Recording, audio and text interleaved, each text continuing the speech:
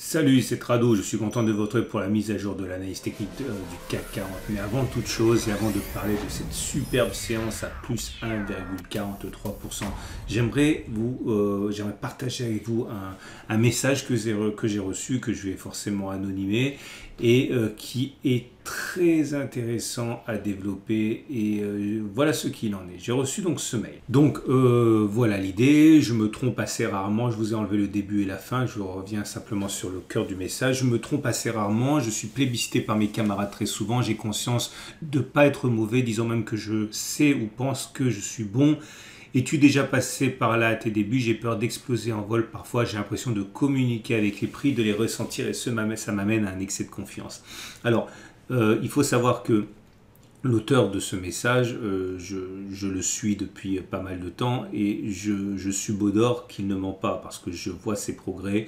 C'est un énorme bûcheur, c'est une éponge, il prend tout ce qu'il y a autour, il s'en inspire et je pars du principe que ses résultats sont aussi bons qu'il le dit. Et c'est très important parce que évidemment c'est pas le cas le plus fréquent, c'était pas mon cas non plus quand j'ai commencé, faut être clair, j'ai jamais eu cet excès de réussite qui aurait pu me faire douter de la situation. Et donc la question devient celle-là, que faut-il faire quand on a raison tellement souvent qu'on a l'impression d'être dans le fameux secret des dieux dont je parle souvent? Que faut-il faire pour rester, pour avoir les pieds sur terre et puis surtout éviter la catastrophe? Alors je vais vous montrer ce graphe, enfin pas ce graphe, ce tableau que vous connaissez. Il s'agit ici toujours du même tableau que j'aime bien vous montrer pour vous inciter à la prudence. Okay, en haut, vous avez la probabilité d'avoir une séquence de trades perdants sur une série de 100 trades. Et à gauche, de la première colonne, vous avez le taux de réussite. Donc je vous donne un exemple.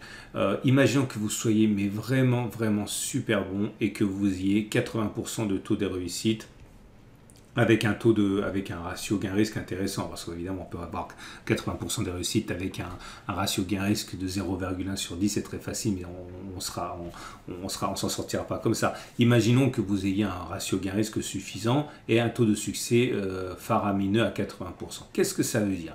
Ça veut dire que vous avez quand même plus d'une chance sur deux, 54% de chance d'avoir à un moment 3 trades perdants d'affilée. Alors ce n'est pas grave si vous savez gérer votre risque, ce n'est pas grave si vous avez un money management qui est efficace, ce n'est pas grave si vous risquez que 2, 3, 4%, 5% de votre capital. Mais ce qu'il faut comprendre, c'est que même si vous êtes excellent et que vous avez 8 chances sur 10 de vous planter, de réussir, eh bien, il y a quand même plus de chances pour qu'à un moment, vous ayez 3 trades perdants d'affilée sur une séquence de 100 trades plutôt que l'inverse. Mais si vous avez envie de garder les pieds sur terre, sachez qu'à un moment, vous allez avoir 3 trades perdants d'affilée. Ce qui veut dire que trader, vous devez continuer, calculer des positions telles que avoir 3 trades perdants d'affilée ne vous mettent pas à genoux. Par exemple, je dis n'importe quoi, mais si vous commencez à faire des all-in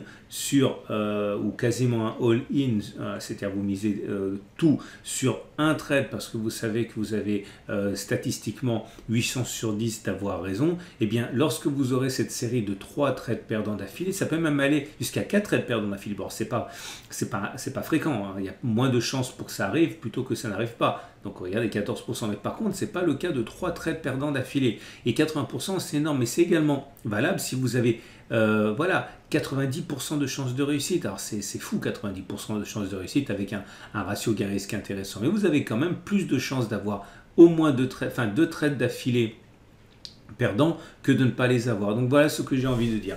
Si vous êtes tellement bon que vous avez l'impression d'être à l'abri du sort, eh bien revenez aux maths, revenez aux probabilités et dites-vous bien que ce n'est qu'une question de temps avant que la série de 2, 3, 4 trades perdants d'affilée n'arrive selon votre taux de réussite, et il faut absolument que vous gardiez toujours les pieds sur terre dans la constitution de vos positions.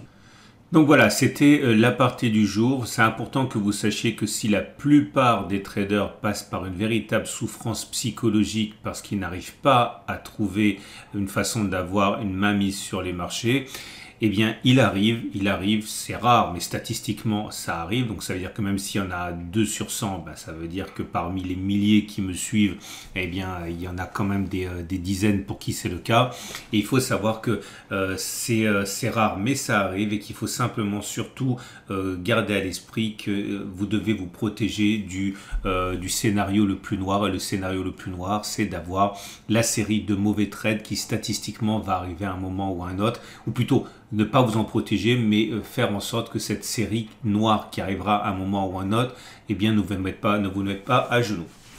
Voilà. On passe au CAC 40 et le CAC 40 indique une forme étincelante, hein, je l'ai déjà dit, 1,43%. On est venu provoquer la résistance intermédiaire dont je parlais et qui est importante parce que c'est la seule résistance graphique que l'on a de manière évidente ici. Alors attention, parce que j'avais également signalé qu'en utilisant les retracements de Fibonacci, eh bien il fallait s'attendre à ce qu'il y ait de la résistance justement, puisque ça correspondait à cette zone bleue et aux 50% du Fibonacci. Force est de constater que cela n'a pas suffi. On avait également l'oblique ici descendante, elle aussi a été emportée. Donc à moins d'un revirement de dernière minute, il semble que les indices veuillent continuer à progresser. On a un petit gap ici, on l'a signalé à 7124, néanmoins je pense qu'il ne devrait pas statistiquement poser problème puisque son objectif a déjà été rallié. L'idée c'est simple, vous savez, vous devez vous mettre à la place des traders qui travaillent sur ce marché. Ceux qui visent justement les traders de gap savent que l'objectif était d'aller chercher la distance parcourue avant le gap, reporter par-delà le gap. Et vous voyez, cet objectif a déjà été rallié. Là où ça aurait été dangereux, c'est que l'on ne rallie pas l'objectif qui a été fixé par le gap de continuation, qu'on fasse ça par exemple et qu'on remontait là, vous allez avoir tous les traders de gap qui savaient très bien qu'on pouvait espérer un peu plus de gras et qui auraient spéculé à la baisse. Mais là, les traders de gap en ont, passez-moi l'expression, déjà eu pour leur argent, donc ils vont pas intervenir, ils vont pas se bousculer sur le niveau du gap, ce qui veut dire que voilà, normalement ça devrait être rebouché sans véritablement poser de problème. Et j'ai également, voilà, et j'ai enlevé la résistance par erreur, je la remettrai plus tard. On avait également, j'ai oublié de le signaler, ça m'a été signalé, on avait une configuration ici en inside bar et l'explosion à la hausse est expliquée en partie par le fait que tous les traders d'inside bar sont rentrés sur cette figure. Bon, forcément je fais de l'après-coup, là ça n'a pas beaucoup d'intérêt, mais ça a de l'intérêt pour la prochaine fois. Voilà, bougie 1 avec une bougie 2, la bougie 2 est complètement comprise dans la bougie 1, les traders de inside bar mettent un point d'entrée lorsque l'on clôturera au-dessus du plus haut de la bougie 1, c'était le cas ici, donc forcément il y a tous les, par mimétisme, il y a tous ceux qui sont rentrés en même temps, c'est ce qui explique également l'accélération haussière. Le chandelier japonais du jour, il est bon, il n'y a rien à dire, on termine dans le tiers haussier, et regardez la bougie Aiki-Nashi du moment. Alors là, la grande différence naturellement avec les bougies précédentes, c'est qu'on a une bougie haussière, c'est-à-dire une bougie verte et une bougie sans mèche basse, donc ça c'est bon, ça veut dire statistiquement qu'on a plus de chances d'aller plus haut que d'avoir fait les plus hauts.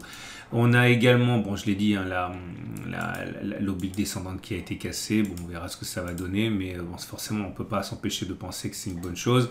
Qu'en est-il de mon scénario de drapeau ou d'évolution ABC? Il est toujours valable a priori, hein. C'est vrai que ça devient de plus en plus difficile d'y croire, mais les retracements jusqu'à 61,8% ne sont pas impossibles. C'est beaucoup plus rare que 50% avant de repartir à la baisse, mais bon, pourquoi pas ne pas envisager une dernière pointe comme ça et une attaque baissière, c'est envisageable aussi. N'oubliez pas quand même au passage qu'on avait un gap là qui a été ouvert.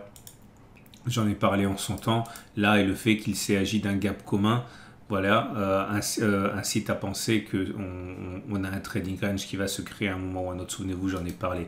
Après, les détails ne sont pas forcément connus, mais les gaps communs sont généralement annonciateurs de trading range.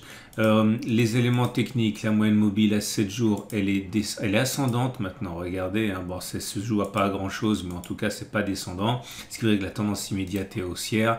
La moyenne mobile à 20 jours. Alors attention, parce que maintenant, elle est vraiment très proche des courbes, mais on est toujours en dessous, donc la tendance générale est baissière.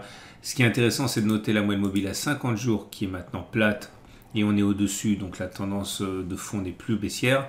Souvenez-vous que j'avais backtesté avec vous le croisement M7-M20, je vous avais expliqué qu'il était plus plausible statistiquement d'aller en haut que de faire la même distance reportée en dessous. Je ne vais pas le répéter parce que c'est trop long, mais en gros, on a plus de chances de faire ça, ok, que de faire la même distance mais vers le bas. Ok, on avait calculé, on avait backtesté. C'est peut-être que c'est en train de se produire déjà. Vous voyez l'avantage de travailler avec des statistiques. Hein.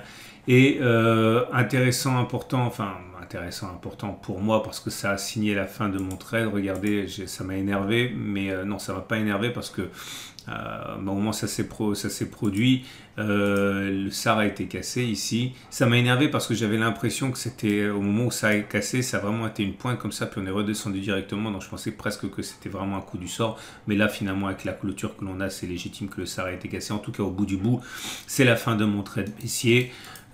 Certains penseront que j'aurais dû sortir en bas, évidemment. Après coup, c'est assez évident que j'aurais dû sortir en bas, mais bon, statistiquement, je savais très bien ce que je faisais. Donc, c'est la fin de mon trade baissier. Je suis rentré ici sur cette. Attendez, je vois plus. Oui, je suis rentré sur cette bougie-là. Ok, j'ai été sorti ici. Bon, alors ça correspond à un petit gain. Hein. C'est vraiment pas énorme. Je suis sorti avec 1,2% de gain, 1,3%. C'est vrai qu'on est très très loin de ce que j'aurais pu avoir si j'étais sorti tout en bas. Mais enfin, bon, c'est le temple de regret, hein, 6%. Voilà, c'est comme ça. On va pas pleurer non plus. C'est un trade gagnant. Et par contre, on sait que statistiquement, lorsque l'on casse le SAR à la hausse, on a plus de chances de parcourir une distance équivalente à la cassure, moins les plus bas vers le haut que vers le bas. Clairement, vous prenez la distance entre la cassure et les 4,86, il y en a plus de chances de faire plus 4,86 que de faire moins 4,86. On a backtesté ça. Puis surtout, vous savez très bien qu'une fois qu'on casse le SAR, statistiquement, on a plus de chances de clôturer plus haut que le plus haut de la bougie, 7108,50, que de ne pas le faire. Donc voilà, si vous êtes baissier, méfiez-vous un petit peu. Je ne dis pas que ça ne va pas baisser. D'ailleurs, même si c'est de moins en moins plausible, j'y crois toujours un peu. Hein. Mais c'est peut-être pas pour demain non plus. Hein. Et on va terminer. Alors au niveau des autres indicateurs techniques, il n'y a rien de neuf. Non, il n'y a rien de neuf, si ce n'est que les premiers objectifs tombent. Hein. On a eu le premier signal avant-coureur, c'était le stochastique qui était passé au-dessus de son signal, c'était ici. L'objectif, on le savait qu'on avait plus de chances de faire plus 3,26 que de faire moins 3,26, on n'y est pas encore. Hein. Donc ça veut dire, là aussi ça milite pour le fait qu'on puisse envisager d'aller plus haut. On termine avec l'Ishimoku. Et l'Ishimoku est toujours neutre, hein. C'est pas fantastique, mais c'est un indicateur assez lourd l'Ishimoku, donc il met toujours un peu de temps à se mettre au diapason.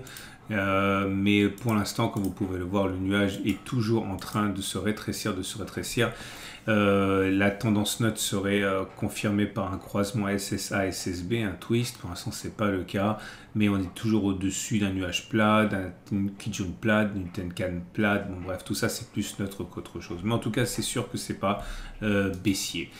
Et on termine donc avec les trades du jour. Que peut-on faire? Alors moi, je me suis fait éjecter comme un malpropre, vous le savez, mais ça ne vous empêche pas de trader. Si vous êtes baissier, eh bien, je pense que le plus sain ici, c'est de parier sur le fait qu'on a un trading range qui a été créé. Donc, qui dit trading range dit la possibilité d'avoir ça. Donc, vous pouvez trader l'idée qu'on ait quelque chose comme ça, mais vous ne savez pas jusqu'où ça va monter. Donc, dans la plus pure tradition du trading discrétionnaire, vous pouvez dire, voilà, moi je fais le pari que de toute manière on est tellement monté l'année dernière que ça va consolider pendant un petit moment. Mon objectif c'est de revenir par exemple sur la zone de support grise, 4,7%. 4,7%, voilà, vous avez un ratio gain-risque 1 pour 1. Mais vous avez compris comment je travaille, hein, quand je fais du discrétionnaire. Je vais rentrer par exemple une demi-position, je vais rentrer l'autre demi-position quand on sera monté un petit peu pour avoir du côté de mon côté les traders baissiers. Donc je rentre une demi-position maintenant et je rentre une deuxième demi-position là. C'est une possibilité. Je ne vais pas le faire personnellement parce que j'attends plus d'éléments, mais c'est une possibilité, le trade baissier. Si vous avez un trade haussier, vous pouvez parier sur l'histoire du SAR, hein. J'ai expliqué, le SAR a été cassé, vous avez statistiquement plus de chances de regarder la distance au plus bas, elle est de 4,88, donc vous avez plus de chances de faire plus 4,88 que de faire moins 4,88. Voilà, là c'est un trade qui est discret, systématique, hein, basé sur les probabilités. Voilà, j'ai été suffisamment long aujourd'hui, je vais vous laisser tranquille. N'oubliez pas plusieurs choses. La première des choses, pensez à liker ma vidéo si vous l'avez liké, ça fait toujours plaisir. Pensez à vous abonner à ma chaîne YouTube si vous avez vraiment aimé, comme ça vous avez la possibilité de ne pas louper les mises à jour comme d'habitude. Vous êtes averti en temps réel lorsqu'il y a une nouvelle vidéo, puis surtout ça me fait plaisir. Voilà, excellente journée et à demain pour la mise à jour.